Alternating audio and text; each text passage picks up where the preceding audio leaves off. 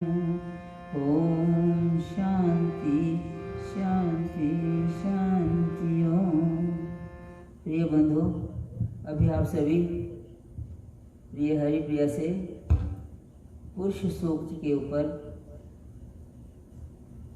चिंतन सुन रहे थे। वैदिक चिंतन व्यक्ति तभी करता है जब उसकी स्थिति परावाणी में हो जाती है। मैंने वाणी के कई रूप पिछली बार भी बताए थे कि जब हम बोलना आरंभ करते हैं, जब हम शब्दों का उच्चारण करते हैं। बोलना, शब्दों का उच्चारण करना हमारी स्पेशलाइजेशन है। दूसरे प्राणी भी बोलते हैं लेकिन उनकी एक ही भाषा है, एक ही शब्द है।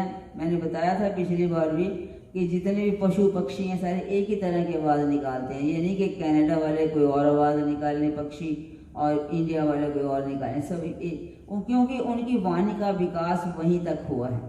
और जो मानव है उसके अंदर वाणी का पूरी तरह से विकसित रूप होने के नाते वो अपने आप को डिफरेंट आवाज़ों में, डिफरेंट स्टाइल्स में एक्सप्रेस कर सकता है, अभिव्यक्त कर सकता है। आपने देखा होगा संगीत के माध्यम से, प्रवचन के माध्यम से, इसको कहते हैं हास्य रस के माध्यम से, कितनी तरह से व्यक्ति अपनी बात को कन्वे करते हैं और हम उसको ग्रहण करने की कोशिश करते हैं। तो वाणी जो है वो हमारी ये सबसे सर्वोत्तम उपहार हमें ईश्वरीय विधा से मिला हुआ है। इसका जितना सदुपयोग किया जाता है उतना ही व्यक्ति का ऊंचा उठा देती है, और जितना इसका दुरुपयोग किया जाता है उतना ही व्यक्ति को नीचे गिरा देती है। यदि गहराई से थोड़ा सा भी चिंतन करो ना अपने आसपास वातावरण में, देखो कहीं झगड़ा दिखाई देता है, कहीं पर आपको विवाद दिखाई देता है, तो उसके मूल में वाणी का दुरुपयोग ही रहा होगा। कुछ ना कुछ ऐसी बात हम कह देते हैं जो दूसरे को स्वीकार नहीं होती और झगड़ा शुरू हो जाता है। झगड़े की जड़ जिसको कहते हैं ना, वाणी का दुरुपयोग है। वाणी को संयमित रखना बहुत मुश्किल है। और हमारे अंदर जो सबसे बड़ी जो मन की मैल, जैसे मैं गा रही थी कि मन की जो मैल है, झूठ है, कपट है, निंदा है, ये दिन रात करने से हमारी जो वाणी जो है ना वो भी दूषित हो जाती है। और जब दूषित हो जाती है इन सारी बातों से, तो जो चीज़ दूषित होती है, जो गंदी होती है, उससे सुगंध तो आ नहीं सकती। किसी गंदी वस्तु से कभी सुगंध मिली आपको? कभी भी नहीं मिल सकती। सुगंध कहाँ से आती है?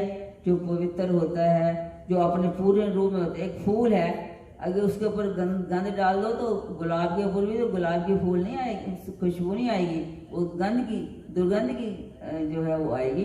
तो वाणी का सदुपयोग हमारे जीवन में तभी आता है जब हम इसका दुरुपयोग करना बंद करते हैं। दुरुपयोग बंद नहीं होता, दिन रात करते रहते हैं। इसीलिए शास्त्रों ने, ऋषियों ने, भक्तों ने अपने अनुभव से कहा कि भाई अगर आप वाणी को पवित्र करना चाहते हो ना तो राम नाम का आश्रय लो। कलयुग केवल नाम आधारा, सुमर सुमर नर उतर ही पारा।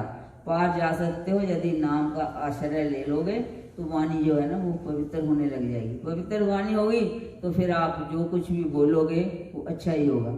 इसीलिए ये सारे वैदिक पाठ जो हम करते हैं ना, ये सारे जितने मंत्र बोलते हैं, जितने ये वैदिक पाठ करते हैं, ये सारे किस लिए करते हैं? इसीलिए करते हैं कि वाणी जो है वो पवित्र हो जाए।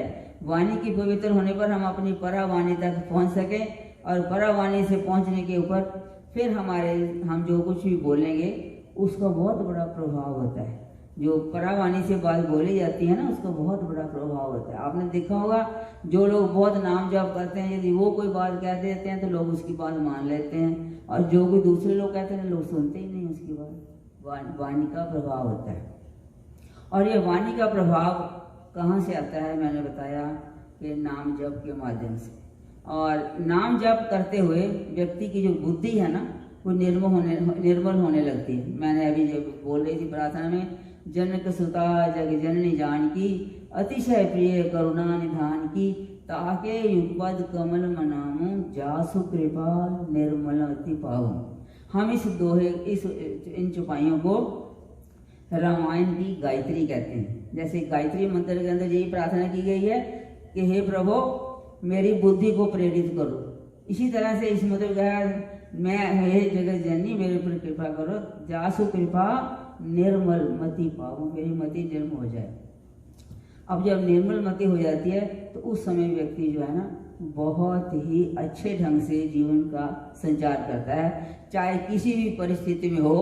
उसका जो जीवन है ना वो कितनी ही दुखद परिस्थिति में भी हो, फिर भी उस जीवन के अंदर रहते हुए भी वो किसी तरह का पाप करने के लिए तैयार नहीं होता। मेरे को एक छोटी सी कहानी याद आई।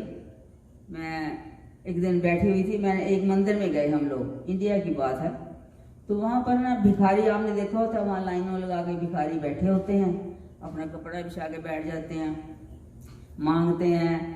कभी कहेंगे दाता अपने नाम से दे दे, अपने बच्चे के नाम से दे दे, अपनी कमाई से दे दे, जो 10 बातें बोल बोल के प्रार्थना करते हैं उनसे कि आप हमें कुछ ना कुछ दे दो। तो देने वाले देते भी हैं। और एक व्यक्ति वहाँ, एक भिखारी ऐसा बैठा था जो कुछ नहीं बोल रहा था, और उसके आगे जो नाम बोलने के नाते लोग उसको दे भी नहीं रहे थे, लोग अंदर जा रहे थे। तो शाम को उस भिखारी ने, जिसको बहुत माल मिला था, उसने उसे कहा कि तू क्यों नहीं मांगता, तुम्हें भी तो मांगा करो, आकर बैठता जो है। वो कहने लगा कि तुम जो मांग रहे हो ना, तुम भी भिखारियों से ही मांग रहे हो। ये यहाँ दे के जाते हैं, बाहर अंदर जाते हैं तो ये फिर भगवान से मांग ले, तो भिखारी हैं, अंदर जाके मांगते हैं, हम बाहर बैठे हुए मांगते हैं। तो मैं तो जो अंदर मांगना ज़्यादा पसंद करता हूँ, इसलिए मैं उनसे प्रार्थना करता रहता हूँ। वो कभी ना कभी तो मेरे को कुछ ना कुछ देंगे जब जरूर होगा। उसने कहा कोई भगवान को देखा तुमने, कभी आया कोई भगवान किसी को देने के लिए? उसने कहा नहीं आया तो आएगा, मेरी ऐसी आस्था है कि मैं मांगूंगा तो मैं उन्हीं से मांगूंगा, मैं लोगों से नहीं मांगूंगा। तो वहाँ पर एक बहुत अमीर आदमी, एक व्यक्ति आता था जो बहुत अमीर था। जब वो आता था तो वो जो भिखारी मांगने वाला था वो जोर जोर से ऊंचे ऊंचे स्वर में उसकी स्तुति करने लगता, उसकी ग्लोरी गाता, तू बहुत गाता, तू ये बड़ा, तू वो बड़ा, तेरे बच्चे बड़े हो जाएं, तेरा ये हो जाए। वो जोश में आके और भी दे देता था। तो एक दिन उसने उस व्यक्ति ने, अमीर व्यक्ति ने उससे कहा कि ये दूसरा भिखारी बैठा है, ये क्यों नहीं मांगता? वो कहते हैं, ये कहता है कि मैं भगवान से ही मांगता हूँ, भगवान देंगे। तो वो बड़ा अभिमान में बोला, देखेंगे कौन भगवान इसको आकर के देता है। चला गया। दूसरे दिन उस व्यक्ति ने क्या हुआ, एक बहुत बड़ा खीर बनाई, उसमें कुछ अशरफियाँ रख दी और उस भिखारी को दे दी। जब वो भिखारी खीर खाता रहा सारा दिन, दूसरा भिखारी सामने बैठा देखता रहा। शाम को खीर इतनी उसने खा ली, कहता मेरा बहुत पेट भर गया, बाकी की तू खा ले, मेरा तो। उसने खीर पकड़ ली और खाने लगा। खाने के बाद चले गए। और दूसरे दिन जब वो व्यक्ति आया अमीर, तो उसने पूछा क्यों भाई खीर कैसी लगी? उसने कहा बहुत अच्छी थी, मैंने तो बहुत भर पेट के खाई। उसने कहा उसमें अशरफियाँ थी। तो उसने कहा, वो बड़ा हैरान हो गया। और वो जो दूसरा भिखारी जो नहीं मांगता था वो उस दिन आया ही नहीं। उसने कहा वो कहाँ गया? कहना वो तो आ जाएगी।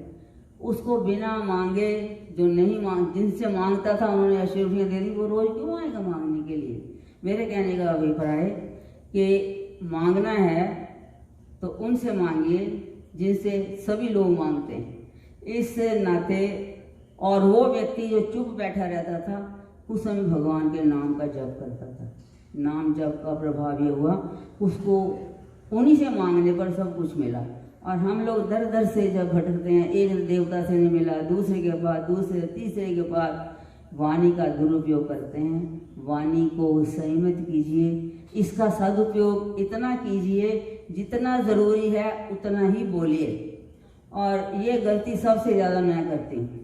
मैं इसलिए बता रही हूँ कि हो सकता है सभी के सामने अपनी गलती मानने से मेरे को कोई शर्म आ जाए और मैं कम बोलना शुरू कर दूँ, इसलिए बता रही हूँ कि आप सभी भी वाणी को संयमित करने की प्रयास कीजिए। वाणी जितनी संयमित हो जाएगी उतना ही आपका जीवन जो है वो शांत भी हो जाएगा, समृद्ध भी हो जाएगा, और आप अपने जीवन में उन्नति के पथ पर और आगे बढ़ते चले जाएंगे। आज इतना ही, मैं छोटी सी बात करती हूँ, बस इतनी सी कि वाणी जो है ना एक बहुत स्पेशलाइजेशन हमारे पास है।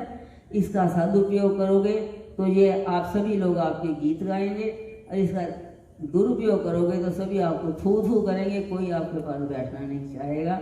इसलिए इस करामात को जो ईश्वर की ओर से हमें मिली है और हमें ही मिली है और योनियों में ये उपलब्ध नहीं है, इसका हम सदुपयोग करें। और यदि नहीं हो पाता तो राम राम राम राम राम राम जितना जपेंगे उतनी ये नियमित होनी शुरू हो जाएगी। गोस्वामी जी ने बड़ा सार दिया है कि कलयुग के अंदर आप बड़े बड़े साधन नहीं कर सकोगे, तो कलयुग केवल नाम आधारा, सुमर सुमर नर उतर ही पारा। पार जाना चाहते हो तो नाम का आश्रय लीजिए। इन्हीं शब्दों के साथ वाणी को विश्राम दूंगी और आगे कुछ सूचना देने के लिए हरिप्रिया मेरे पास बैठी है, पता नहीं क्या कहना चाहते हैं। हाँ जी।